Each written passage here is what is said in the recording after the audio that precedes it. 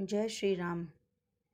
सुमंत्र के कहने से राजा दशरथ का सपरिवार अंगराज के यहाँ जाकर वहाँ से शांता और ऋष्यशृंग को अपने घर ले आना। तदंतर सुमंत्र ने फिर कहा, राजेंद्र, आप पुनः मुझसे अपने हित की बात सुनिए, जिसे देवताओं में श्रेष्ठ बुद्धिमान सनत कुमार जी ने ऋषियों को सुनाया था।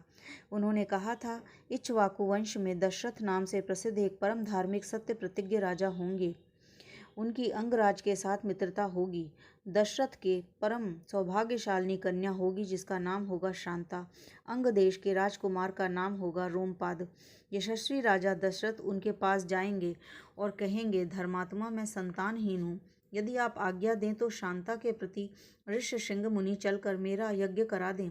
इससे मेरे पुत्र की प्राप्ति होगी और मेरे वंश की रक्षा हो जाएगी। राजा की बात सुनकर मन ही मन उस पर विचार करके मनस्वी राजा रोमपाद शांता के पुत्रवान पति को उनके साथ भेज देंगे। ब्राह्मण ऋष्यशृंग को पाकर राजा दशरथ की सारी चिंता दूर हो जाएगी और वे प्रसन्न चित्त होकर उस यज्ञ का अनुष्ठान करेंगे। यश की इच्छा रखने वाले धर्मज्ञ राजा दशरथ हाथ जोड़कर द्विज श्रेष्ठ ऋष्यशृंग का यज्ञ, पुत्र और स्वर्ग के लिए वरण करेंगे तथा वे प्रजापालक नरेश उन श्रेष्ठ महर्षि से अपने अभीष्ट वस्तु प्राप्त कर लेंगे। राजा के 4 पुत्र होंगे जो अप्रमेय, पराक्रमी, वंश की मर्यादा बढ़ाने वाले और सर्वत्र विख्यात होंगे। महाराज, पहले सत्ययुग में शक्तिशाली देव प्रवर भगवान सनत कुमार जी ने ऋषियों के समक्ष ऐसी कथा कही थी। पुरुष सिंह महाराज, इसलिए आप स्वयं ही सेना और सवारियों के साथ अंग देश में जाकर मुनि कुमार ऋष्यशृंग को सत्कार पूर्वक वहां से ले आइए। सुमंत्र का वचन सुनकर राजा दशरथ को बड़ा हर्ष हुआ। उन्होंने मुनिवर वशिष्ठ जी की भी सुमंत्र की बातें सुनाई और उनकी आज्ञा लेकर रनिवास की रानियों तथा मंत्रियों के साथ अंग देश के लिए प्रस्थान किया, जहाँ विप्रवर ऋष्यशृंग निवास करते थे। मार्ग में अनेकानेक वनों और नदियों को पार करके वे धीरे धीरे उस देश में जा पहुंचे जहाँ मुनिवर ऋष्यशृंग विराजमान थे। वहां पहुंचकर उन्होंने द्विज श्रेष्ठ ऋष्यशृंग रोमपाद के पास ही बैठे दिखाई दिए। वे ऋषि कुमार प्रज्वलित अग्नि के समान तपस्वी जान पड़ते थे।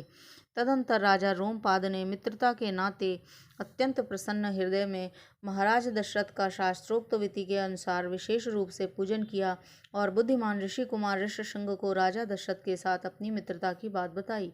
उस पर उन्होंने भी राजा का सम्मान किया।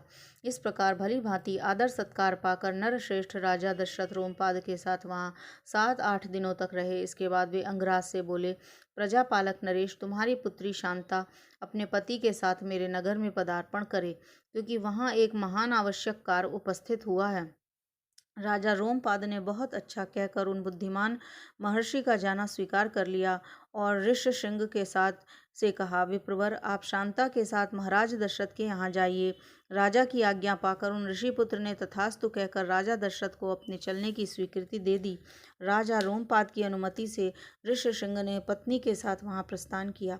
उस समय शक्तिशाली राजा रोमपाद और दशरथ ने एक दूसरे को हाथ जोड़कर स्नेहपूर्वक छाती से लगाया तथा अभिनंदन किया। फिर मित्र से विदा लेकर रघुकुल नंदन दशरथ वहां से प्रस्थान किए। उन्होंने पुरवासियों के पास अपने शीघ्रगामी दूत भेजे और कहलाया कि समस्त नगर को शीघ्र ही सुसज्जित किया जाए, सर्वत्र धूप की सुगंध फैले, नगर की सड़कों और झाड़ू बुहार कर उन पर पानी का छिड़काव कर दिया जाए, सारा नगर ध्वजा पताकाओं से अलंकृत हो। राजा का आगमन सुनकर पुरवासी बड़े प्रसन्न हुए। महाराज ने उनके लिए जो संदेश भेजा था उसका उन्होंने उस प्रकार पूर्ण रूप से पालन किया। तदंतर राजा दशरथ ने शंख और दुंदुभी वाद्यों की ध्वनि के साथ विप्रवर ऋष्यशृंग को आगे करके अपने सजे सजाए नगर में प्रवेश किया। उस द्विज कुमार का दर्शन करके नगरवासी बहुत प्रसन्न हुए।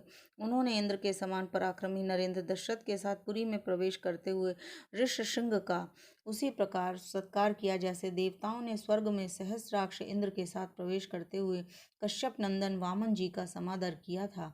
ऋषियों को अंतःपुर में ले जाकर राजा ने शास्त्र विधि के अनुसार उनका पूजन किया और उनके निकट आ जाने से अपने को कृतकृत्य माना। विशाल लोचना शांता को इस प्रकार अपने पति के साथ उपस्थित देखकर अंतःपुर की सभी रानियों को बड़ी प्रसन्नता हुई। वे आनंद मग्न हो गईं। शांता भी उन रानियों के साथ विशेषता महाराज दशरथ के द्वारा आदर सत्कार पाकर वहां कुछ काल तक अपने पति विप्रवर ऋष्यशृंग के साथ बड़े सुख से रहीं। बोलो सियावर रामचंद्र की जय।